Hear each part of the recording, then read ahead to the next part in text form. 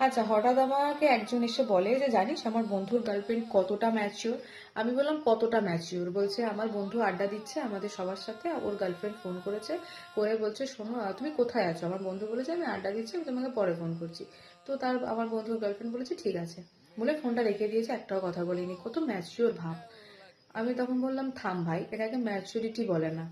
এটা এটা বোঝায় যে ওর তোর বন্ধু ছাড়া আরো অনেক বয়ফ্রেন্ড আছে। কারণ কোনোদিন একটা মেয়ে তার পছন্দিতা মার্দ অন্য কোথাও আড্ডা দিচ্ছে, বন্ধুদের সঙ্গে টাইম স্পেন্ড করছে, ঘুরতে যাচ্ছে, নাইট আউট মারছে, ট্রিপে যাচ্ছে, এগুলো কোনোদিন সহ্য করে না। এখানে কালেশ হবেই হবে যদি সে তার একমাত্র বয়ফ্রেন্ড হয়।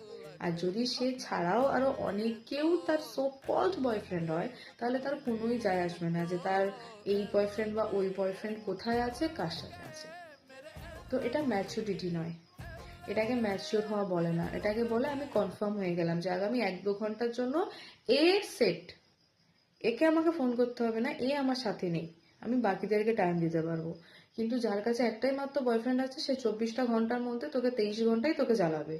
পারলে 24 ঘন্টা 24 ঘন্টাই তোকে জ্বালাবে, কারণ তুই ছাড়া তার কাছে কেউ নেই। তো এগুলোকে বোঝ। এটাকে না বুঝে ম্যাচুরিটি আইসে আমাকে বড় হনু শিখাইতে ম্যাচুরিটি কারে কয় হাট।